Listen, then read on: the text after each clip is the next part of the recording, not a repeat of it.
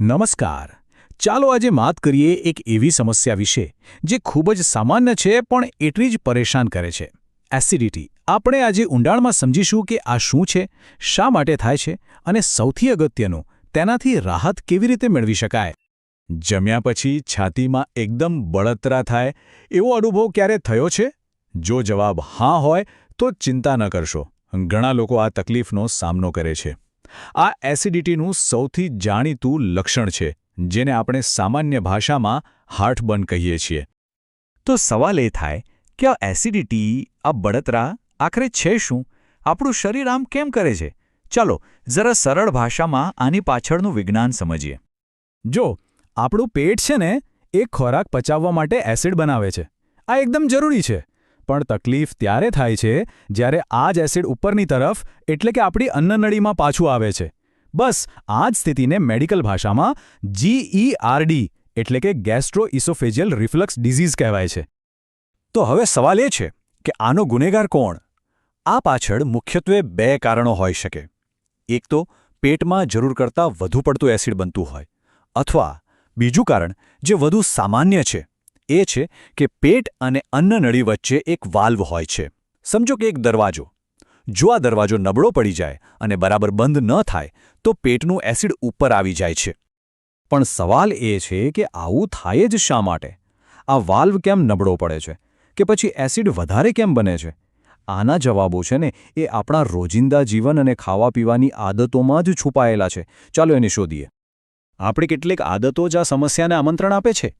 જેમ કે બહુ બધું તીખું, તળેલું અને મસાલેદાર ખાવાની આદત, જમવાનો કોઈ નક્કી સમય જ નહીં, અને સૌથી મોટી ભૂલ, જમ્યા પછી તરત જ આળા પડી જવું. ઉપરથી વધુ પડતી ચા, કોફી અને સ્મોકિંગ તો જાણે આગમાં ઘી હોમવાનું કામ કરે છે. વાત ખાલી ખાવા પીવાની નથી, આપણી જીવનશૈલી પણ એટલી જવાબદાર છે. આજકાલના સમયમાં સ્ટ્રેસ અને ચિંતા તો બધાને હોય છે, પણ એ સીધી પાચન પર અસર કરે છે. પૂરતી ઊંઘ ન લેવી એ પણ એક મોટું કારણ છે. અને હા, જો વજન વધારે હોય તો એ પેટ પર વધારાનું દબાણ કરે છે, જેનાથી એસિડ ઉપર આવવાની શક્યતા વધી જાય છે. કેટલીક દવાઓ, ખાસ કરીને પેઇન કિલર્સ, પણ આ સમસ્યા વધારી શકે છે. ઘણા લોકોને એવું લાગે છે કે એસિડિટી એટલે ખાલી છાતીમાં બળતરા.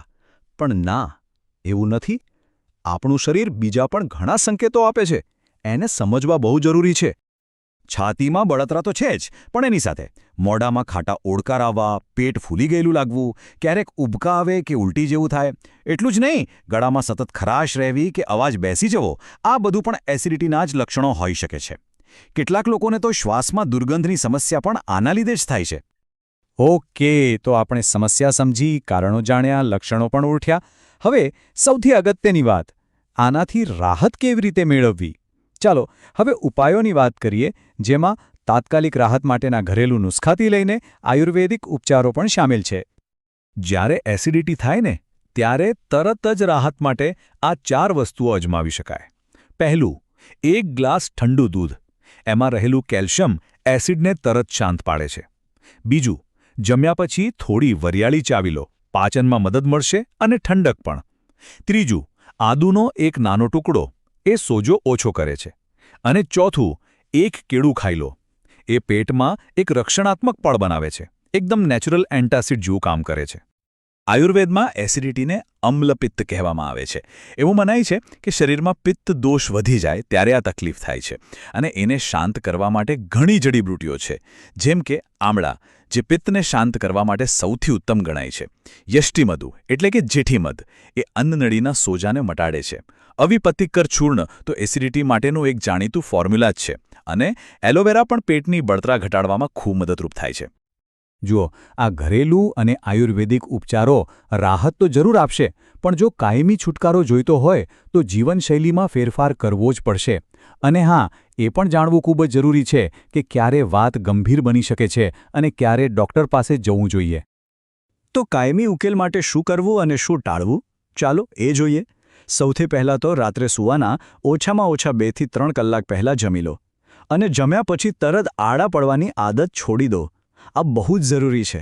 એક સાથે બધું ખાવાને બદલે દિવસમાં થોડું થોડું કરીને ખાઓ. લાંબો સમય ભૂખ્યા ન રહો. અને હા, યોગ અને પ્રાણાયામ તણાવ ઘટાડવામાં અને પાચન સુધારવામાં ખૂબ મદદ કરે છે. સૌથી અગત્યનું, લક્ષણોને ક્યારેય અવગણશો નહીં.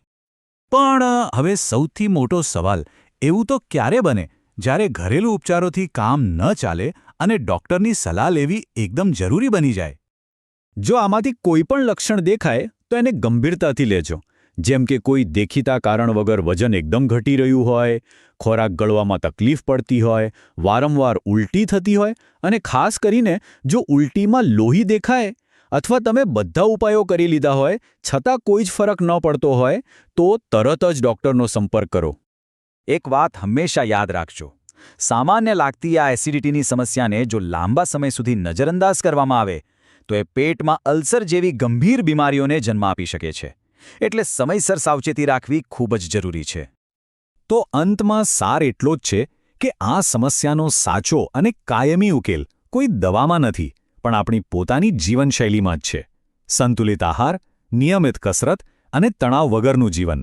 બસ આ 3 વસ્તુઓ જ એસિડિટીથી હંમેશા માટે મુક્તિ અપાવી શકે છે.